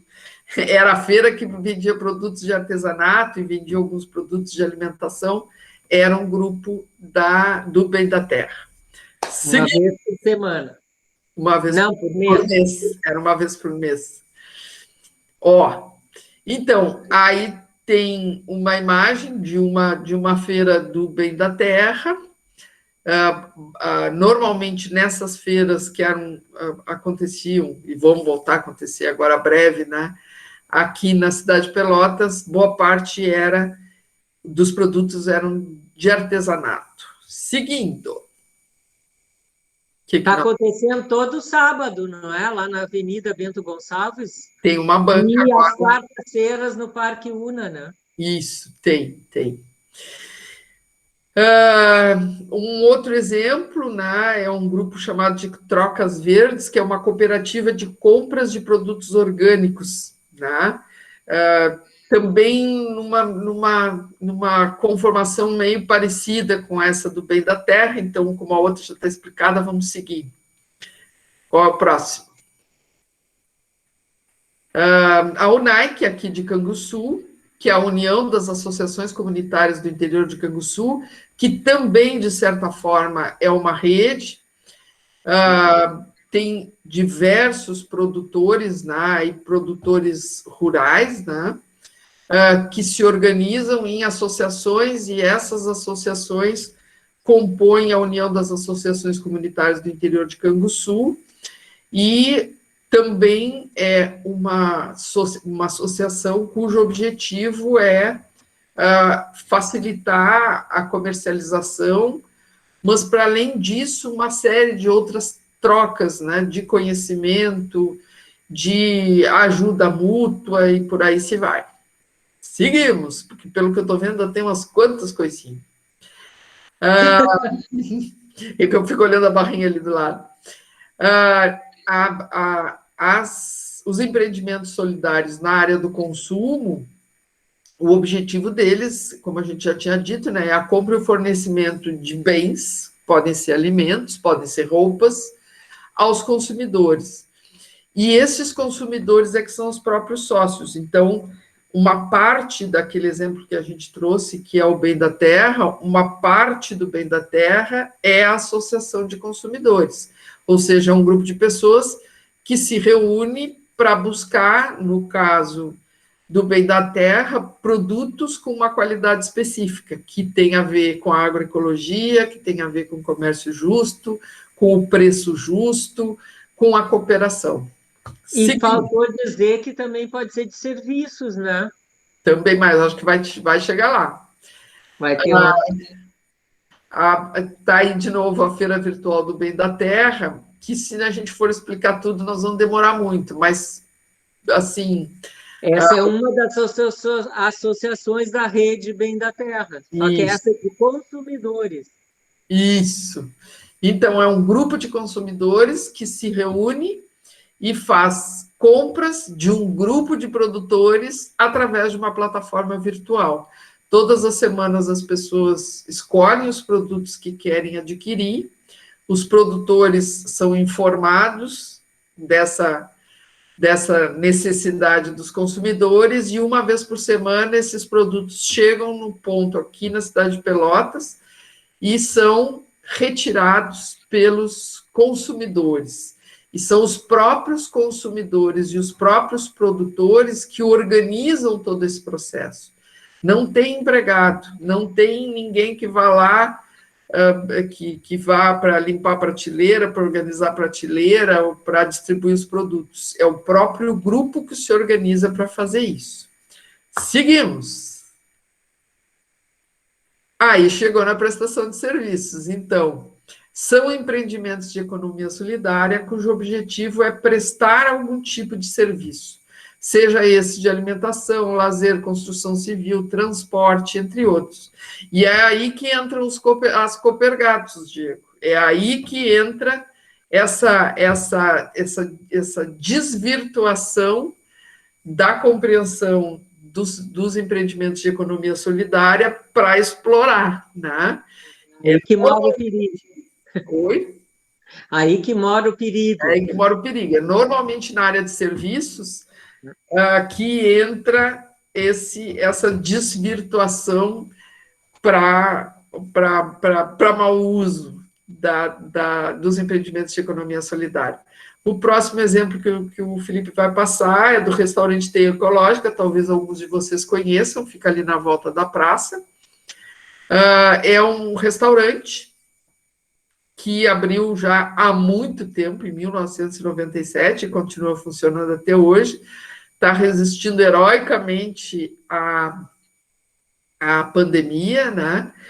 E é uma organização de trabalhadores, né, que produzem os alimentos servidos nesse restaurante. Então, toda a organização, administração, produção propriamente dita, os serviços de atendimento é feito por esse grupo de trabalhadores organizados de forma solidária. No caso da Teia Ecológica, eles trabalham só com alimentação vegetariana e produtos agroecológicos. Qual é o próximo que nós vamos ter aí? A Copsol. Então, a Copsol é uma cooperativa de prestação de serviços técnicos, vejam que aí já tem uma diferença, né? Relacionados aos conhecimentos da sociologia e da ciência política. Vejam uma coisa que parece bastante estranha até, né?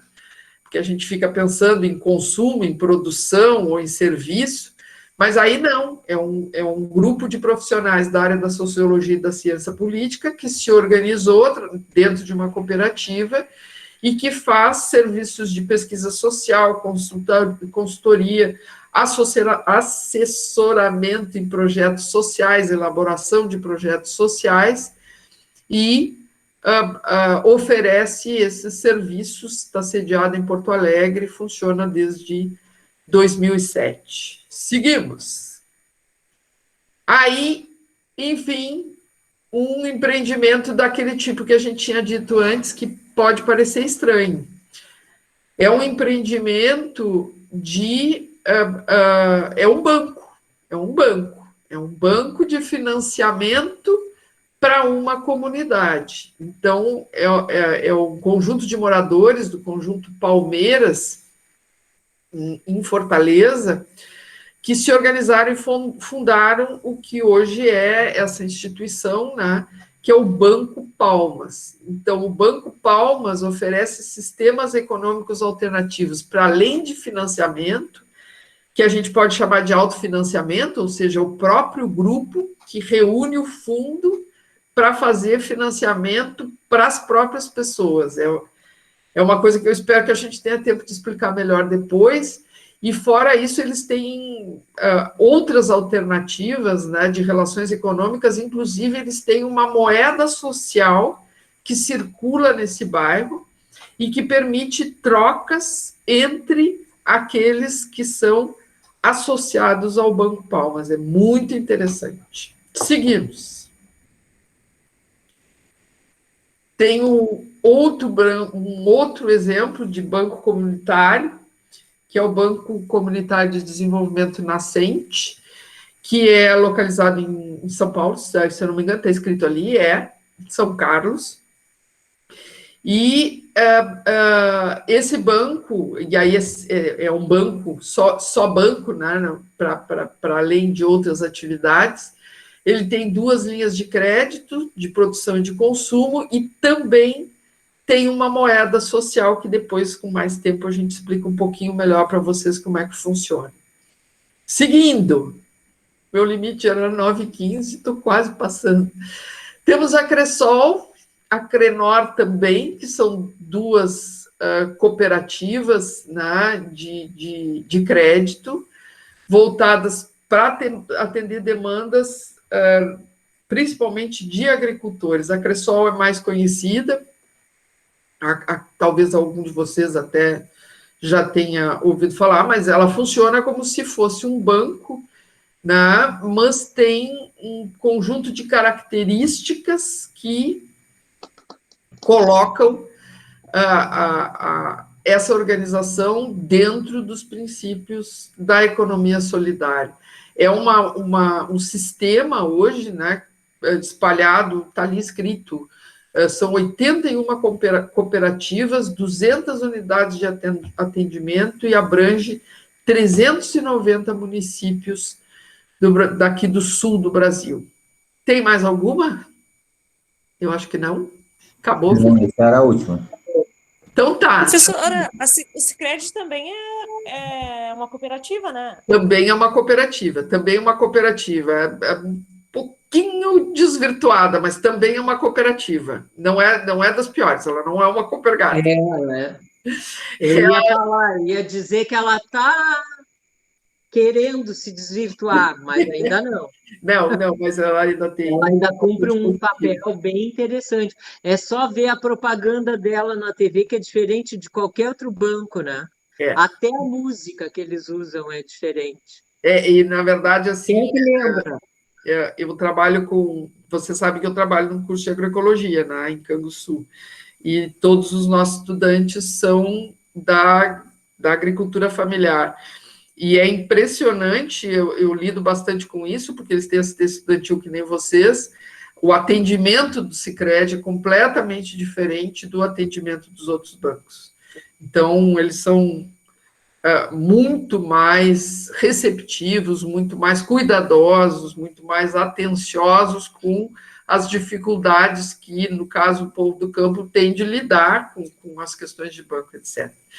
Gente, assim, ó, agora que eu estou vendo que tem alguma coisa no chat aqui, o que Jorge tinha colocado, o problema é não ter a inteligência artificial como regra, quando depende do homem não haverá justiça. Não vamos pensar assim, a esperança é a última que morre, né, gente? A esperança é o que move. Nós são homens, né? Humanos. E a justiça.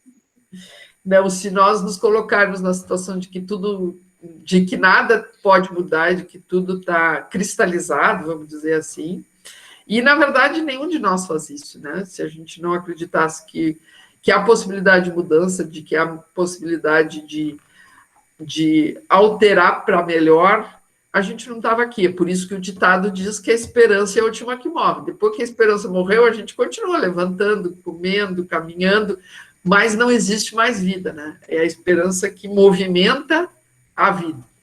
Mas por que eu fiz questão de fazer isso assim, mesmo que num rapidão, sem explicar muito, mas só para que a gente trouxesse minimamente, né, um panorama do que do que são os empreendimentos de economia solidária e das alternativas que existem, as mais diversas, da amplitude que eles podem ter, e da concretude disso, né? Isso aqui não é só um discurso, não é nós aqui, o Alexandre, Felipe e a Gisela, que resolvem ser uns sonhadores lá, achar que tudo pode ser mais bonito, diferente, tudo é muito legal, e aí ficam fazendo discurso lá. Não, isso existe, e existe muito perto da gente.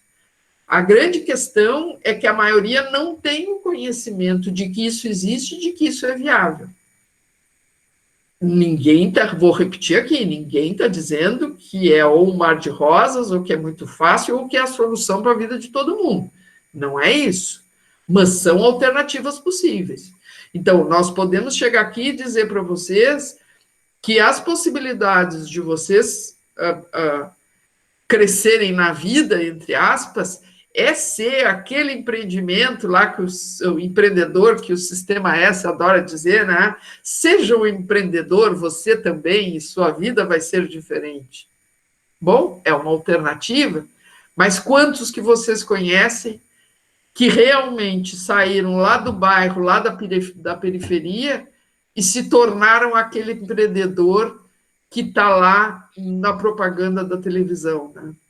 Mas, por outro lado, quantos que nós mostramos agora em 10 minutos, que estão muito próximos de nós, e que tiveram, sim, saíram lá da periferia e tiveram, sim, as suas vidas alteradas para melhor, a partir da organização em associações, a partir da organização em cooperativas, a partir da organização em grupos de informais, como se diz, porque escolheram um caminho mais próximo deles e menos, eu não vou chamar de mais fácil, porque não é mais fácil, nada é fácil, né? Para quem faz parte daqueles, vamos chamar só 80% que não estão incluídos de fato, né? Então, são alternativas que estão aí e que são possíveis, sim. Nós vamos conversar muito mais a respeito delas e, a partir de agora, a gente vai começar, na aula que vem, a gente vai falar um pouco mais sobre esses empreendimentos e sobre essas alternativas e dar espaço para vocês perguntarem também, porque é isso, nesse ligeirão, né, foi um vapt-vupt. Então, a gente abre para mais uma rodada de conversa e depois vamos começar a trabalhar direto sobre como se constitui uma cooperativa, como se constitui uma associação, o que é um grupo informal de produção e depois quais vamos chamar assim, as necessidades que precisam ser atendidas, quais os cuidados que precisam ser feitos e como vocês, como possíveis empreendedores, precisam pensar e se organizar para que isso seja possível. E boa parte do que a gente vai trabalhar com vocês, vocês vão poder usar se resolverem ser aquele empreendedor do Sistema S. Na verdade, não muda muito de uma forma para outra. A gente tem que ter os mesmos cuidados com o campo de trabalho, com a localização do empreendimento, com a escolha do empreendimento, com as questões legais, com os tributos, não muda muito. Mas vamos trabalhar sempre mostrando a alternativa da organização de vocês a partir de empreendimentos de economia solidária. Gente, até eu cansei de falar, quanto mais vocês me ouvirem. São 9h28. Alguém tem alguma pergunta? A gente pode ficar até a hora que vocês quiserem. Senhora Gisela, tem uma pergunta bem ligeirinha para não atrapalhar muito. Fala. O que a senhora acha do Parque Tecnológico que chegou agora em Pelotas aí, que está sendo cada vez mais cogitado?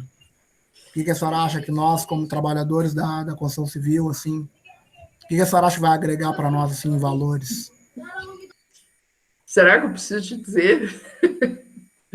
É ótimo, é excelente, iniciativas desse tipo são importantes, elas trazem avanços na área da tecnologia, que, sem dúvida, facilitam muito os trabalhos de uma maneira geral, e agora estou falando trabalho como esforço humano, né? Muito bom, mas vamos deixar essa pergunta no ar. O que disso vai em benefício daqueles 80%? Ou melhor, como que nós, que estamos naqueles 80%, podemos fazer com que esses benefícios que são reais cheguem a um número maior de pessoas. Vou deixar essa pergunta para vocês. Quem mais?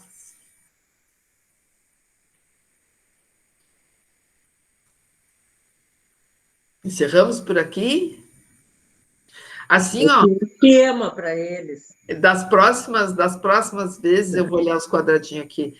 Eu quero ouvir a Cris, eu quero ouvir a Edna, que eu estou quase esquecendo que voz tem, porque desde que eu entrei aqui, eu nunca mais ouvi a tua voz. O Fábio tem problema com o microfone, né? O Fabrício, o meu amigo Guto, que só fala no início, depois ele não fala mais. Então, vamos ouvir vocês na próxima vez também. Hoje eu ouvi a Cris. Tá bem, a próxima aula eu vou falar, professora. Tá bem. Eu prometo. Acordo feito. Fabrício, tu tem certeza que tu tá aí, Fabrício? Fabrício, eu não ouvi a tua voz. Acho que desde um dia tu falou. Não, tô aqui sim. Tá. Não, eu sou mais reservado. Escutando mais aqui. Até às vezes tem algumas coisas para falar, mas aí eu deixo porque deixa a aula andar um pouco, né? Não, tu tem que falar. A gente diminui as nossas falas, mas tem que abrir espaço para vocês. E a Edna, eu estou acreditando que não está aí. Então. Estou aqui sim,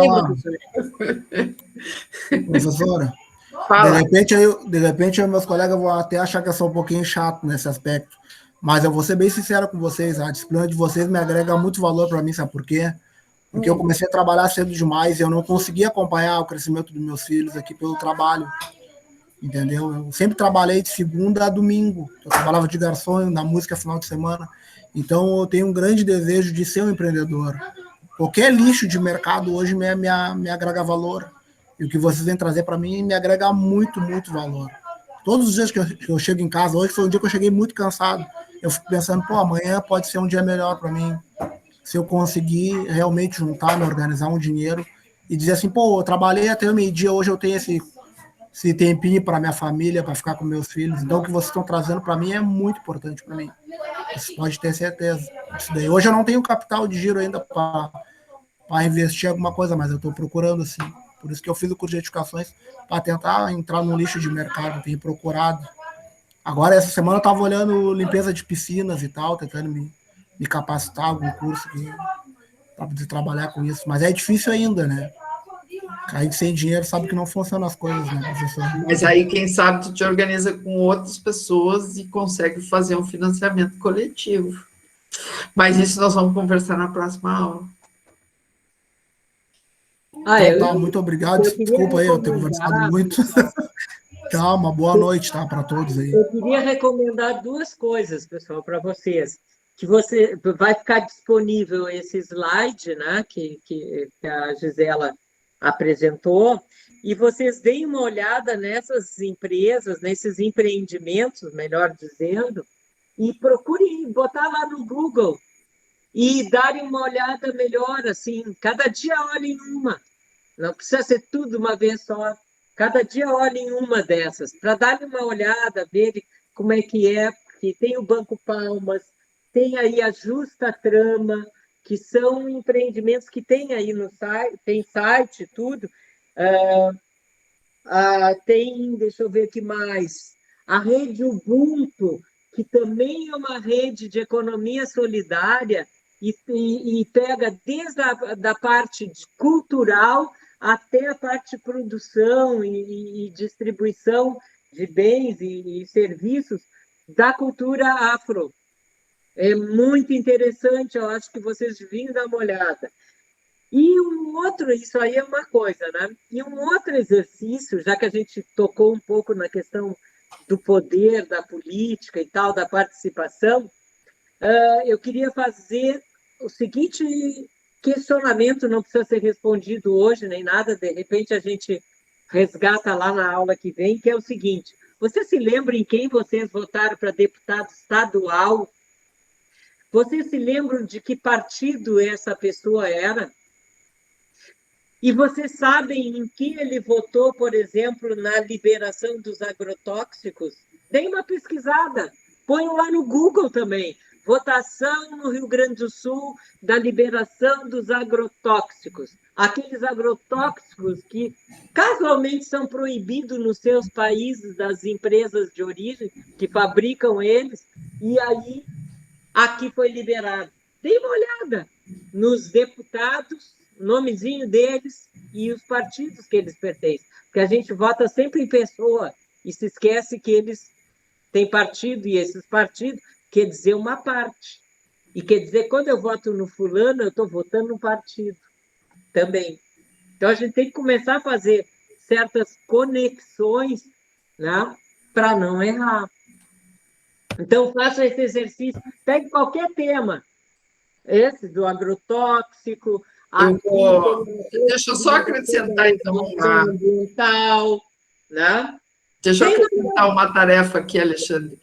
Peguem o deputado estadual que vocês votaram e o deputado federal. E no deputado federal, vejam quem votou a favor da reforma trabalhista e quem votou contra a reforma trabalhista. E eu acho que a essas alturas todos vocês já têm uma noção muito forte do desmonte que foi essa reforma para as garantias trabalhistas de vocês, dos trabalhadores. Deem uma olhada lá. É um exercício interessante. Agora nós estamos de olho, né, Gisela, que vem a nossa, né? Para o serviço público. Certamente eles vão nos varrer também. Mas então... Mas quem vai perder somos todos nós juntos, né? Mas dê uma olhada, dê uma...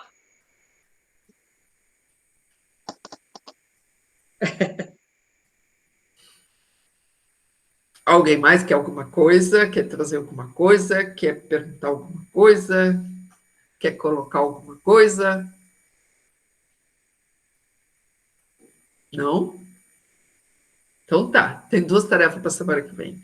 E é isso, gente, a gente deixa lá vai deixar lá o vídeo da aula e a apresentação, o vídeo, a apresentação que nós fizemos hoje, e talvez a gente coloque até um outro material que eu lembrei agora, que acho que é interessante, que é um conjunto de pequenos vídeos, assim, de 5 minutos, sobre economia solidária.